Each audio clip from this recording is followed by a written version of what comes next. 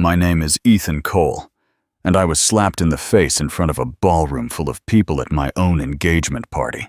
Not by a stranger, by my fiancée's father, Richard Hale. The music was still playing, glasses half raised, phones already out. He smiled for the crowd and asked me to step forward. I thought he was going to toast us. Instead, he took the microphone and said he had a small correction to make. That's when he looked straight at me. He said my name slowly, like he wanted everyone to remember it. Then he dropped an envelope on the table. It slid across the white cloth and stopped right at my chest. He told me to open it. I did. Inside was a cashier's check, $2 million. The room gasped. He leaned in and told me to take the money and leave before I embarrassed his family any further. I asked him what this was. He laughed and said it was severance pay for a man who didn't belong. He said I was lucky he was willing to pay me at all. Then he said something worse. He said I wasn't marrying his daughter. I was trying to marry his balance sheet. People laughed. I felt it hit my face before I heard the sound. The microphone squealed. Someone screamed. My fiancée, Claire, froze beside me. She didn't say my name. Not once. Richard pointed at the door and told security to handle it. A hand grabbed my shoulder. Hard. Enough to turn me around. As they dragged me past the tables, Richard called out one last time. He said this was what happens when a nobody forgets his place. The doors closed behind me. Inside, the party went on. Outside, I stood there with a check in my shaking hand and my engagement ring still warm in my pocket. My phone buzzed. A message from Richard. He said cashing the check would make everything easier. He said refusing it would make things ugly. That was when a second envelope slid through the mail slot of my apartment. Different paper, different weight. A law firm. They wanted to talk to me about an ownership dispute involving Richard Hale. I looked at the date. 3 days. And for the first time that night, I smiled. Because he didn't slap me to end things. He slapped me because he was scared. The pain didn't wait until morning. It followed me home. I stood in my apartment staring at the check like it was radioactive. $2 million. Enough to disappear. Enough to pretend none of it happened. My phone. Come on. A message from Claire. She asked if we could talk. I asked her why she didn't say my name. 3 dots appeared, then vanished. Her reply came short. She said her father was emotional. She said he didn't mean it like that.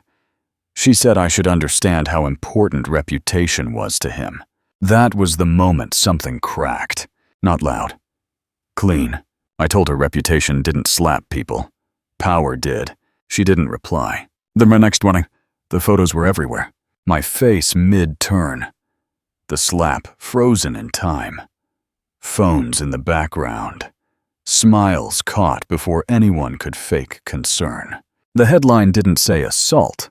It said business titan confronts gold-digging fiancé. I watched my name turn into a joke. By noon, my access badge stopped working. Security at the building looked at me like I was a stranger. The receptionist whispered my name and asked me to wait. A man from Evicted came down. He didn't sit. He said the board was concerned about optics. He said investors had called. He said my personal situation was becoming a liability. Then he slid a folder across the desk. Termination. Effective immediately. He told me I should take some time off. Figure things out. I asked him if Richard had called. He didn't answer. On the way out, my former team avoided eye contact. One guy patted my shoulder like I was already gone. By evening, my landlord emailed. He said he'd received an offer to buy the building. Cash. Fast close.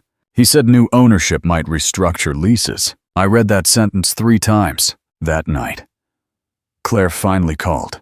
Her voice was shaking. She said her father was furious that I hadn't cashed the check. She said he thought I was being dramatic.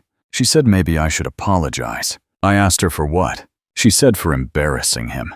I laughed. Not because it was funny, because it was insane. I asked her if she loved me. She hesitated. That pause told me everything. The next day, Richard escalated. Not publicly, privately. My credit card declined at a gas station. The cashier looked annoyed. I tried another card. Same result. I stood there holding the pump while cars lined up behind me. I paid cash and walked back to my car with heat crawling up my neck. An email arrived as I sat down. From a private firm, legal language, smooth threats. They represented Richard.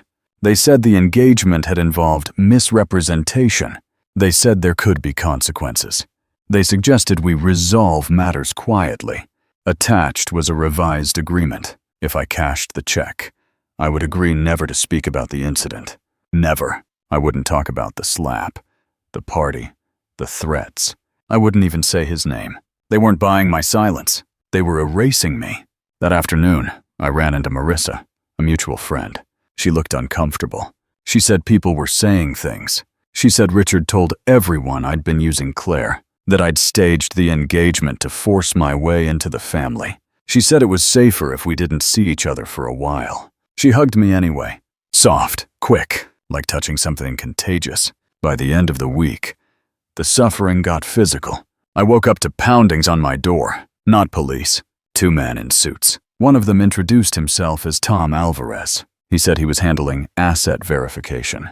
He looked past me into my apartment like he was already measuring it. He asked if I planned to vacate soon. I asked him on whose authority. He smiled. He said ownership was changing. Then he handed me a card. Richard's name embossed in gold. They left. I slid down the door and sat on the floor. My phone buzzed again. A photo from Richard. It was Claire at a charity event, smiling. A caption underneath. Life moves on. I threw my phone across the room. It shattered against the wall. For the first time since the party, I felt something worse than humiliation. I felt small. At night, I stared at the check again. I imagined cashing it. Imagined the noise stopping. No calls, no looks, no more being the punchline. Just money. And then another envelope slid under my door. This one wasn't glossy. It was plain. Inside was a single line. A meeting request. Urgent. From a firm I'd never heard of. At the bottom, a name. Laura Bennett. The email said one thing that made my stomach tighten. It said Richard Hale was not as untouchable as he thought. I waited a full hour before replying. Not because I was busy, because I didn't want to sound desperate. The email from Laura Bennett sat open on my screen. Short, precise, no sales pitch. It asked me to come in that afternoon. No promises, no explanations, just an address and a time. Before I could decide, my phone buzzed again. This time it was Claire. She said her father wanted the ring back. Not a request, a reminder. She said it belonged to the family. I told her to come get it herself. She didn't answer. An hour later, a courier showed up. Black suit, clipboard, neutral face, @2 He held out a padded envelope. Inside was a receipt for the ring, purchased by Richard Hale, stamped, documented. I stared at it until my eyes burned. Then I dropped it in the trash. When I stepped outside, a black SUV was parked across the street. Engine running, windows tinted. It didn't follow me. It didn't have to. The law office was on the 12th floor of an old building downtown. No logo in the lobby, no receptionist, just a keypad and a door that buzzed when I pressed the number. Laura opened it herself. She didn't smile. She didn't waste time. She asked me to sit. Then she slid a tablet across the table. On it was a timeline, dates, transfers, shell companies. She said Richard liked to move money fast and ask questions later. She said he'd done it before. She said he'd assumed no one would ever challenge him. She asked me one question. She asked if I was willing to endure a little more pain. I laughed, not because it was funny, because I didn't know what else to do. She told me the engagement party wasn't the beginning. It was a reaction. She told me Richard was in the middle of a deal that couldn't survive scrutiny. She told me he needed me quiet, invisible, erased. That's why the check was so fast. That's why the pressure felt personal. She said if I folded now, he'd win twice. I asked her what she wanted from me. She said nothing yet. She said I needed to keep doing exactly what I was doing. Existing, visible, unbought. When I left, the SUV was gone. That night, the story changed. A new article popped up. This one wasn't about the slap. It was about me, about my pattern. Anonymous sources claimed I'd bounced between jobs, that I'd chased proximity to wealth, that I'd targeted Claire. They called me calculated, They called me desperate. I called my mother. She didn't answer. I called again. She picked up on the third ring. She asked me what I'd done. She said people were calling her. She said neighbors were whispering. She asked why I couldn't just take the money and stop. I told her I couldn't. She sighed. She said she raised me better than this. That hurt more than the headlines. The next morning, my storage unit was emptied. Not stolen. Cleared. An email confirmed it. Ownership transfer completed. I drove there anyway. The padlock was gone. Inside, the unit was bare. Dust outlines where boxes used to be. A man in a vest shrugged. He said the paperwork was clean. He said I should talk to the new owner. I knew who that was. I sat in my car and watched my hands shake until they stopped. By afternoon, the check felt heavier, like it was laughing at me. I pulled it out again. Folded. Uncreased. Perfect. My phone buzzed. A text from Richard. He said this could all be over by tonight. He said pride was expensive. He said I didn't have the leverage I thought I did. I didn't reply. Instead, I walked into my bank. I didn't cash the check. I asked for a statement. The teller hesitated, then printed it. My account balance stared back at me, lower than I'd ever seen it. I thanked her and walked out. On the sidewalk, someone bumped my shoulder. Hard, not an accident. He didn't stop. I turned. He was already gone. That was the moment fear crept in. Not the loud kind, the quiet kind. The kind that asks how much more you can take. That night, Laura called. She said Richard had accelerated the deal. She said he was pushing to close early. She said that meant we were close. She told me to be ready. I asked her ready for what? She said for the truth to stop being private. I hung up and sat in the dark. No lights, no noise. Just me and the weight of staying visible, outside. Sirens passed. Somewhere else. Someone else's problem. I lay on the couch and stared at the ceiling. I thought about the slap, about the room full of people who laughed, about the check, about how easy it would be to disappear. Then I remembered Richard's face when he hit me. Not angry, afraid, and I knew something was coming. The next morning, I woke up to pounding on my door. Not knocking, pounding. I opened it to a man in a gray suit, Officer Grant, holding a clipboard. He didn't look at my face. He looked past me. He asked if I was the current occupant. I said yes. He handed me papers. A notice. They weren't evicting me yet. They were restructuring tenancy. It was polite language for one thing. They wanted me out. He asked if I had somewhere else to go. I asked him who ordered this. He didn't answer. He just said he was doing his job. Then he walked away like I wasn't even real. I stood there in the hallway holding those papers, while my neighbors cracked their doors open, just enough to stare. Nobody said anything. That was the cruelest part. They didn't need to insult me anymore. They just watched like my downfall was entertainment. By noon, my email was flooded. Messages from people I barely knew. Some of them pretended to care. Most of them didn't. They asked if the rumors were true, if I'd been caught doing something, if I was safe, like I was a scandal with legs. I went outside to clear my head. As soon as I stepped onto the sidewalk, a man walked by and muttered 2 words. Gold. Digger!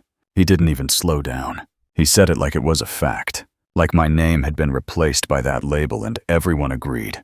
I kept walking anyway. Half a block later, I saw the same black SUV again. Parked. Still. Watching.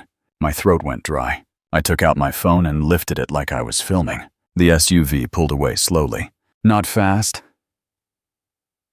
Just enough to say, "We saw you see us." That night, I got the call. The one I'd been dreading. A calm voice told me they were ready to settle everything. They said the check was still available. They said all I had to do was sign the new agreement. They said it would include a bonus if I signed before midnight. A bonus, like I was a dog being trained. I asked what happens if I don't sign. The voice got colder. They said they would proceed with corrective measures. They said it would be unpleasant. Then they said something that made my stomach drop.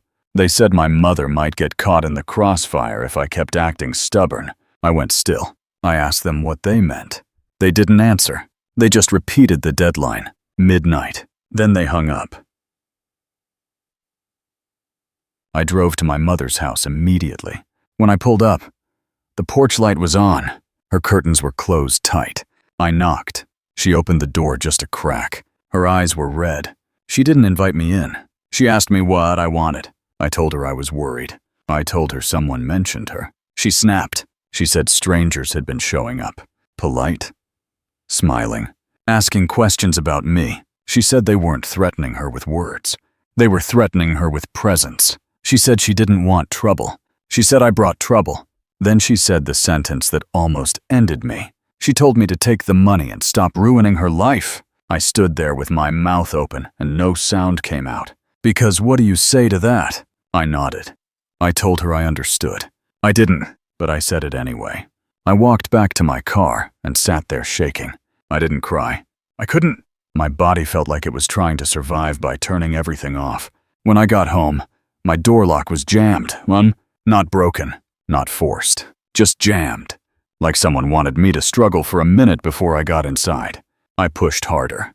The door finally opened, and my apartment smelled wrong, like cologne, like someone had been there. Nothing was stolen, nothing was moved. But my kitchen table was different. The check was there, centered, perfect. And next to it was my engagement ring, on top of a clean sheet of paper. No letterhead, a dequum, just one sentence. Midnight, don't make us repeat ourselves. I stared at that ring. My throat tightened. I picked it up. It felt heavier than it should have. I remembered how warm it used to feel when I thought it meant something. Now it felt like a muzzle. I looked around my apartment again. My window, my door, my hallway. I felt watched even when I couldn't see anyone. I sat down. I put the check in front of me. I put the pen beside it. And for the first time, I thought about signing. Not because I believed them, because I was tired. Tired of being stared at.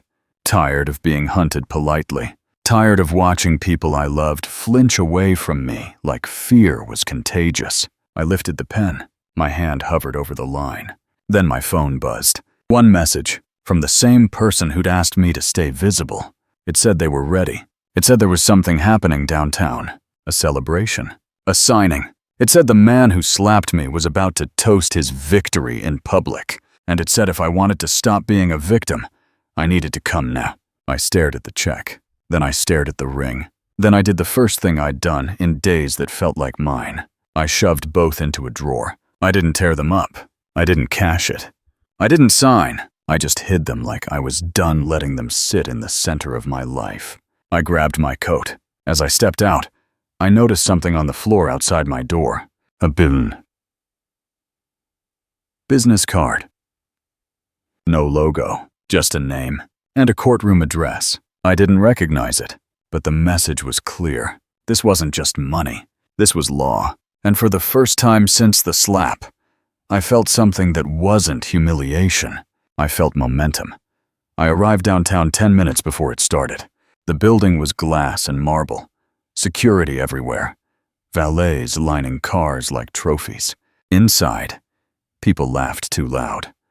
Champagne moved faster than truth. I didn't belong there, which is exactly why I walked in, at the far end of the room. Richard Hale stood at the center of a circle. Dark suit, relaxed smile. He was winning.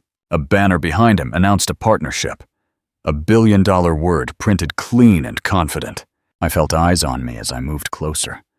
Whispers followed. Someone recognized me. The man he slapped. Richard saw me and froze. Just for a second. Then he smiled again. He excused himself and walked toward me. Slow. Controlled. He told security to stand down. He leaned in and said I had nerve showing up. He said this wasn't my place. I told him I was right on time. He laughed and told me to leave quietly before he embarrassed me again. I didn't move.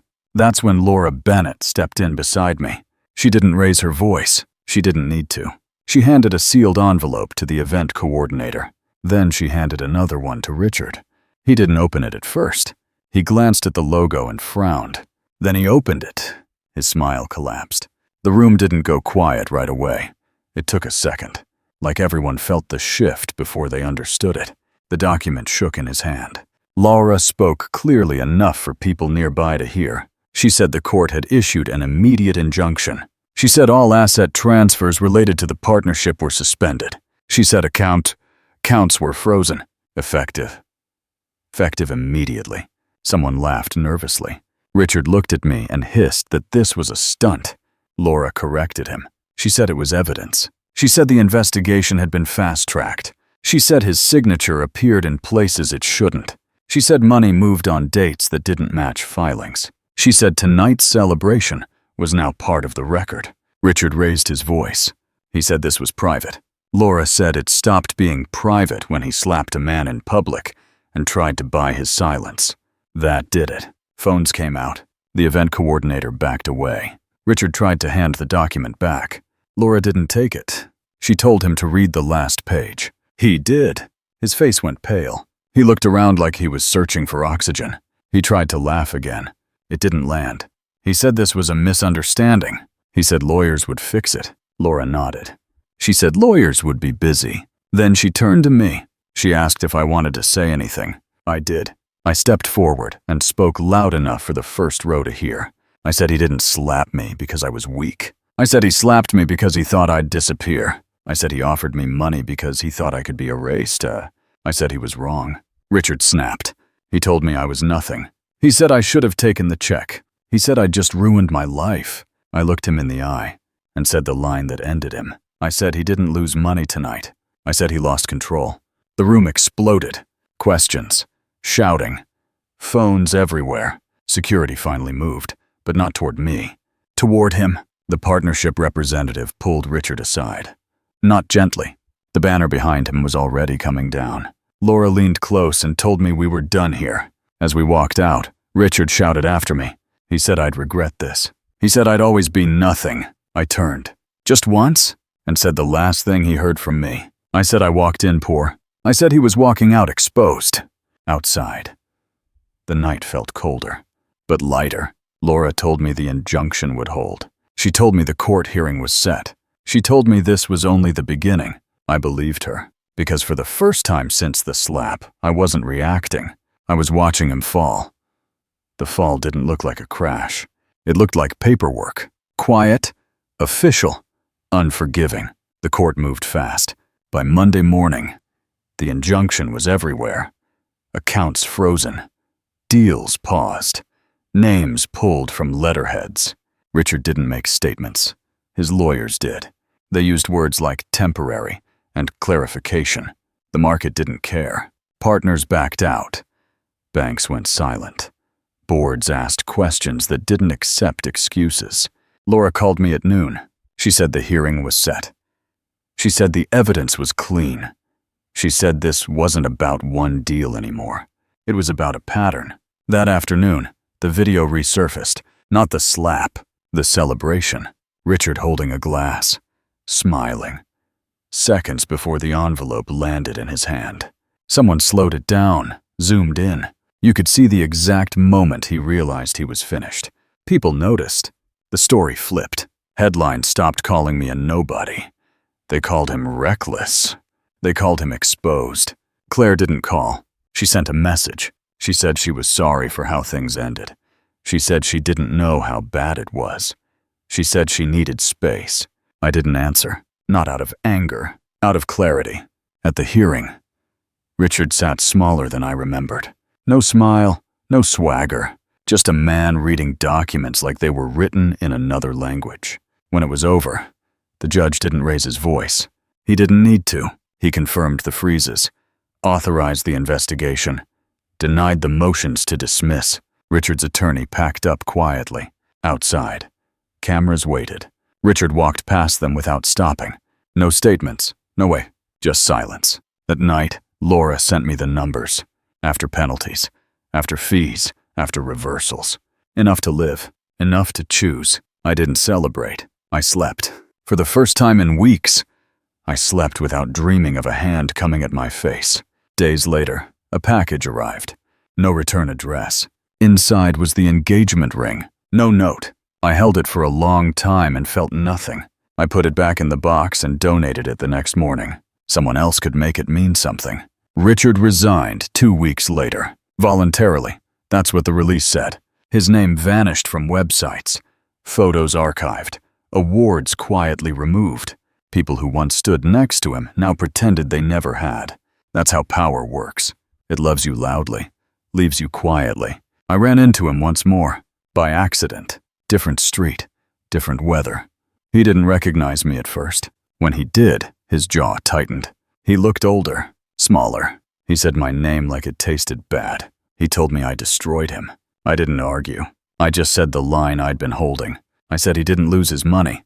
I said he lost himself the moment he thought humiliation was a language. He turned away.